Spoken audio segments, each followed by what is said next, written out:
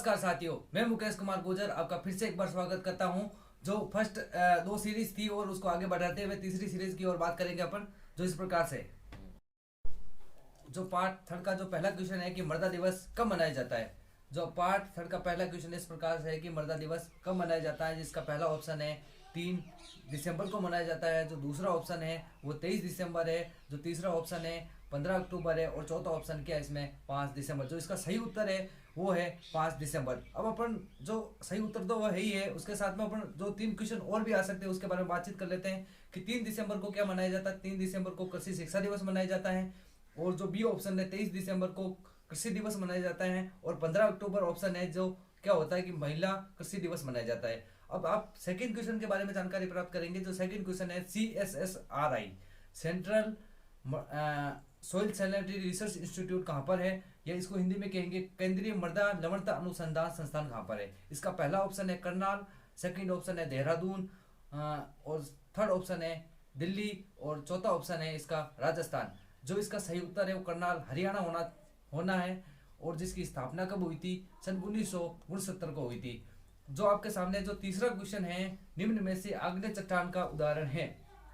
जो निम्न में से आग्नेय चट्टान का उदाहरण कौन सा है या कौन सा है। अब जो आपके सामने ऑप्शन इस प्रकार से है कि लाइमस्टोन है पहला ऑप्शन, सेकंड ऑप्शन है ग्रेनाइट, थर्ड ऑप्शन है सेल, या चौथा ऑप्शन है डोलेमाइट। जो हम बात करेंगे जो आग्नेय चट्टान है इसमें जो बी वाला ऑप्शन है वो इसका सही उत्तर है ग्रेनाइट है। बाकी हम बात करेंगे लाइमस्टोन, सेल और डोलेमाइट, ये कौन सी रॉक्स होती है, सेडिमेंट्री रॉक्स का उदाहरण है। बात करेंगे अपन तीसरे क्वेश्चन के बारे में।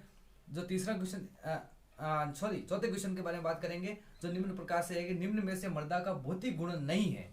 भौतिक गुण नहीं है, आपको ये ध्यान रखना है कि इसमें नहीं दे रखा है तो नहीं आपको ध्यान में रखना चाहिए। एक बार क्वेश्चन को 2 बार पढ़िए आप, क्योंकि मृदा निम्न में से मृदा का भौतिक गुण नहीं है। जो ऑप्शन पहला है वो मृदा कणाकार है। जो ऑप्शन बी है वो मृदा बैक्टीरिया या मृदा जीवाणु कह सकते हैं इसको। जो सी ऑप्शन है मृदा संरचना या स्ट्रक्चर कहा जा सकता है। और चौथा ऑप्शन है मृदा रंग। जो इसका सही उत्तर है वो मृदा बैक्टीरिया है। और मृदा बैक्टीरिया कौन सा गुण है, मृदा का जैविक गुण है, ना कि भौतिक गुणधर्म है।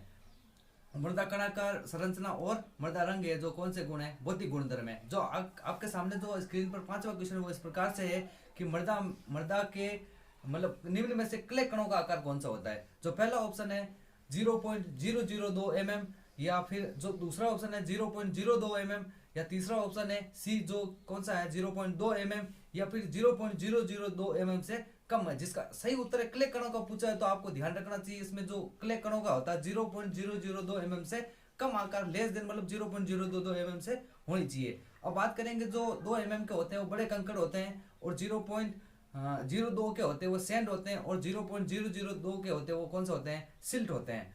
बात करेंगे अगले क्वेश्चन के बारे में। जो 6वां क्वेश्चन है वो इस प्रकार से है, मृदा में कार्बन डाइऑक्साइड या CO2 की मात्रा कितनी होती है। ये मृदा में पूछा, आपको ध्यान रखना चाहिए। वायुमंडल में भी कार्बन डाइऑक्साइड होती है, उसकी भी मात्रा अलग अलग होती है।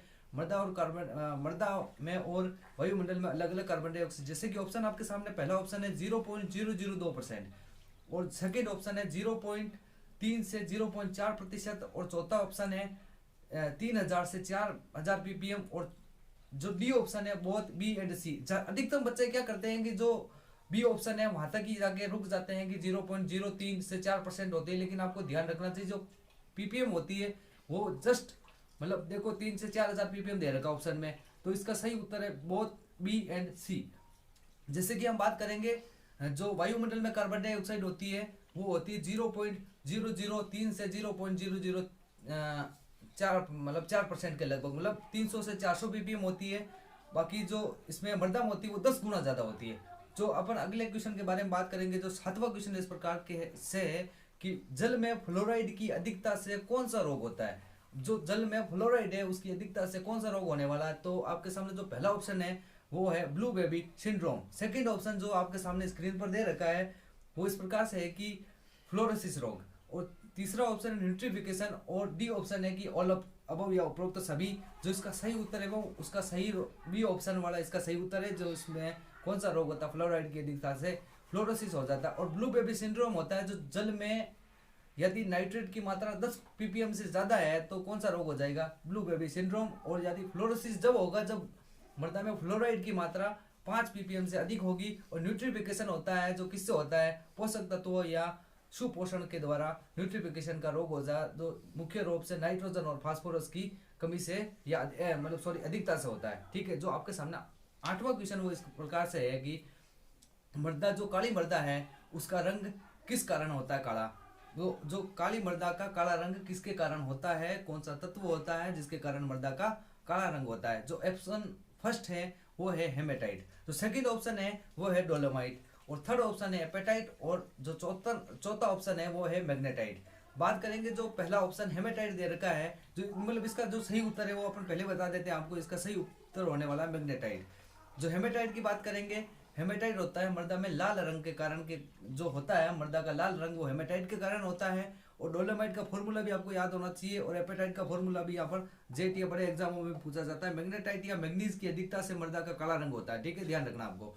जो 9वां क्वेश्चन है आपके सामने स्क्रीन पर इस प्रकार से है कि निम्न में से भार के आधार पर मृदा में उपस्थित सर्वाधिक जो सूक्ष्म जीव होता है वो कौन सा होता है। अब इसमें पूछ रखा है कि भार के आधार पर, यदि इसमें पहला ऑप्शन दे रखा जीवाणु, और दूसरा ऑप्शन है आपके सामने फफूंद, या उसको कहते हैं फंगस या एक्टिनोमाइसीटी, जो थर्ड ऑप्शन है, और चौथा ऑप्शन कौन सा है, शैवाल। आपको इसमें जो भार के आधार पर पूछ रखा है, तो भार के आधार पर ध्यान रखना कि इसमें सही ऑप्शन क्या जाने वाला है, वो जाने वाली है फफूंद। और बात करेंगे अपन जो जनसंख्या के आधार पर या संख्या के आधार पर, तो इसमें सर्वाधिक संख्या में मृदा में कौन सा सूक्ष्म जीव पाया जाता है, वो जीवाणु। और जो शैवाल होते हैं उन्हें क्या कहते हैं, एक्टिनोमाइसीटीज, या जो और जो अपना बरसात के बाद में जो खुशबू आती है, जो खेत में बरसात होने के जस्ट अपन बाद में जाते हैं तो जो खुशबू आती है वो किसके कारण आती है, एक्टिनोमाइसीटीज के कारण आती है। यदि इसमें आप ध्यान रखना कि यदि इसमें भार की जगह या पॉपुलेशन या जनसंख्या दे रखा, संख्या दे रखा है, तो आपको सही में ध्यान रखना चाहिए इसमें कौन सा आना चाहिए, जीवाणु। बाकी भार पूछ रखा है तो इसमें फफूंद आएगा, संख्या पूछ रखी है तो इसमें कौन आएगा, जीवाणु आएगा। ठीक है, जो आपका आखिरी क्वेश्चन है वो इस प्रकार से है, भारतीय मृदाओं में सर्वाधिक ऑर्डर कौन सा पाया जाता है। कहाँ पूछा है, भारतीय मृदा में पूछा है। और पहला ऑप्शन दे रखा है एरिडोसोल, सेकंड ऑप्शन है इसमें इंसेप्टिसोल, और तीसरा ऑप्शन है वर्टिसोल, और चौथा ऑप्शन है इसमें क्या है, एल्पिसोल। बात करेंगे जो भारतीय मृदाओं में सर्वाधिक ऑर्डर कौन सा पाया जाता है, वो है बी ऑप्शन, जिसका सही उत्तर है वो इंसेप्टिसोल है। एरिडोसोल राजस्थान में पूछा जाए, यदि ये क्वेश्चन होता है कि राजस्थान की मृदाओं में सर्वाधिक ऑर्डर कौन सा पाया जाता है, वो कौन सा पाया जाता है, एरिडोसोल पाया जाता है। लेकिन इसने पूछा कि भारतीय मृदाओं में कौन सा ऑर्डर पाया जाता है, तो इसका सही उत्तर क्या होगा, इंसेप्टिसोल होगा।